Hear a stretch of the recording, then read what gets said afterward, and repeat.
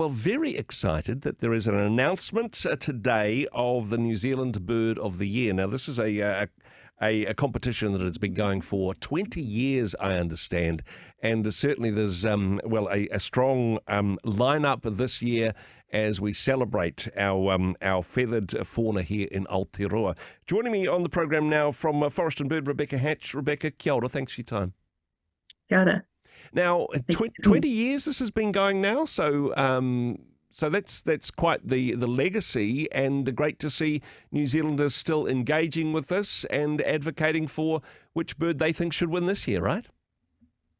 It's wonderful to be celebrating the 20th birthday of Bird of the Year, and we're really excited that this year has been the biggest one yet outside of the 2023 John Oliver. Yeah, the John Oliver takeover. Now, I mean, that was great in itself to get some international attention, but there was a little bit of ballot stuffing internationally from that one. Did you have to change your rules to go, okay, John Oliver and the millions of people that follow him, they're not allowed to vote this year? Did you change your voting mechanisms, or how's that working? So we still left it open that people could vote internationally. Okay. But because that's important, there's New Zealanders who are all over the world who want to be part of this competition. But we made a real effort to promote it within the country. Yeah. And I'm really excited to say that 87% of the votes that came in this year were cast in New Zealand. And we had over 75,000 votes this year, nearly 75,000 and a half. That's amazing. That is super good. And actually, instead of John Oliver running away with the ball, quite a few other media celebrities getting on board, advocating for their particular bird, some interesting social media campaigns. Tell us about some of that. Yeah, there was some wonderful campaigning online. The Ruru, the Mopok, had a very strong campaign. So did the Takahe. Just some wonderful memes, lots of fun. The Piwowo, the rock wren, actually got a whole lot of the actors from The Hobbit to back their bird as well, which was pretty cool.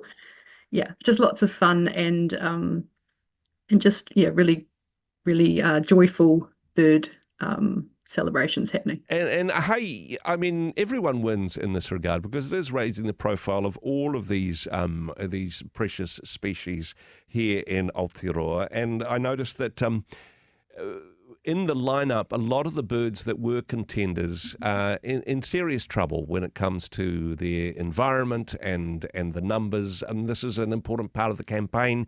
Yes, having a lot of fun, but drawing attention to some serious issues here.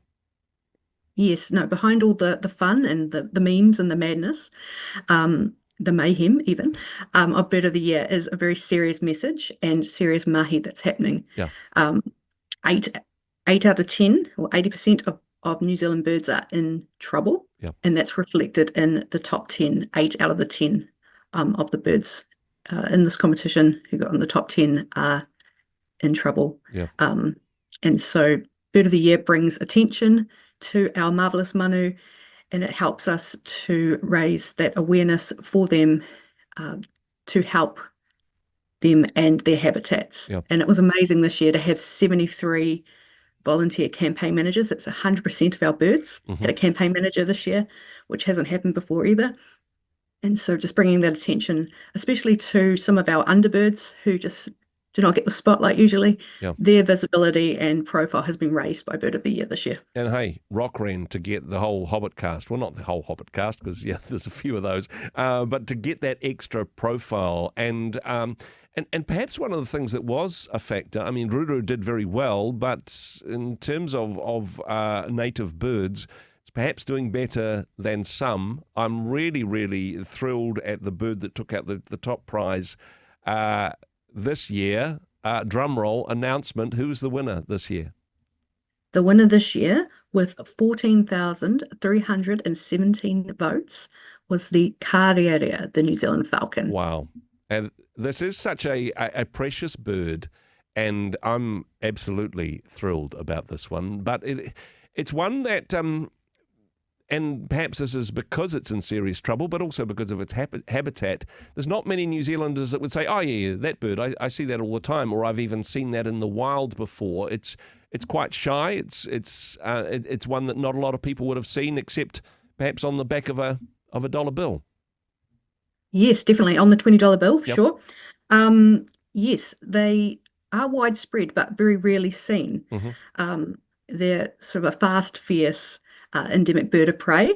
They can fly up to 200 kilometers per hour, so they go pretty fast. Yeah.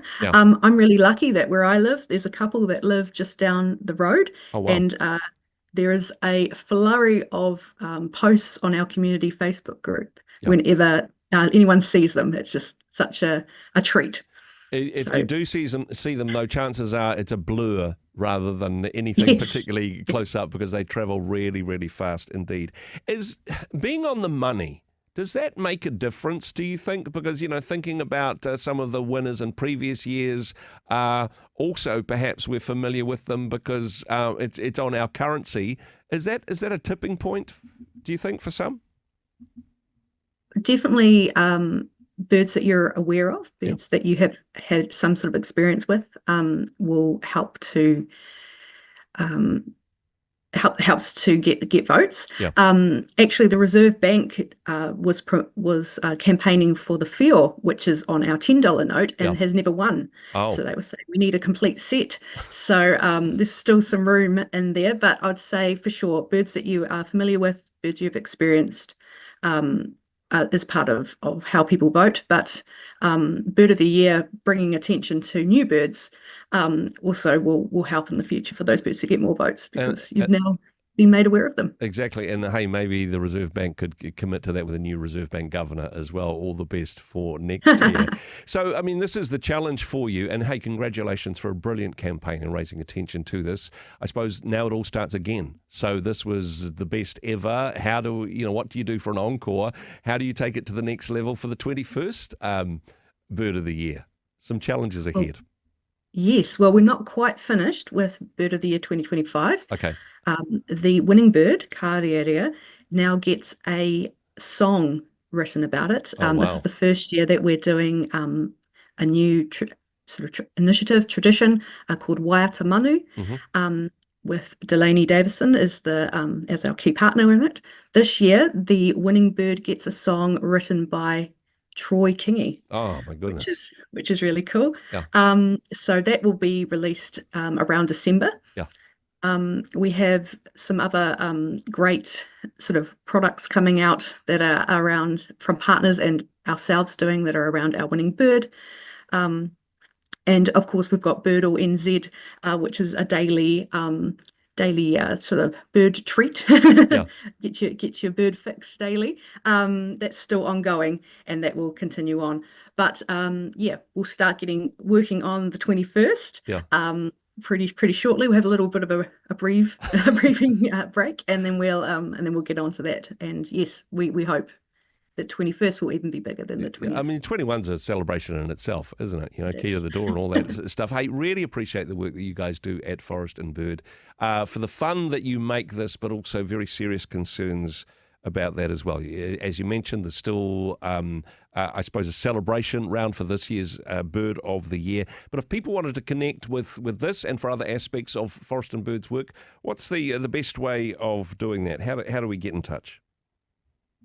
Great. Well, you can still go to the Bird of the Year website if you're wanting to make a donation for birds and their habitat this year. So that's at www.birdoftheyear.org.nz.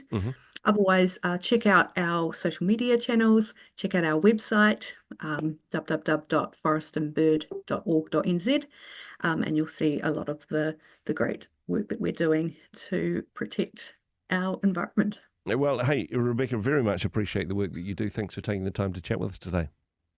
Wonderful. Thank you so much.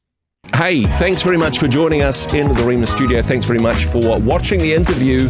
It's kind of nice to have an audience, actually. And if you did like what you watched, then do give us a like, do give us the thumbs up. And if you'd like to see more interviews like that one, or perhaps even better, subscribe and those interviews will come straight to you. Don't forget to turn on your notifications, and we'll see you in the next one. Cheers.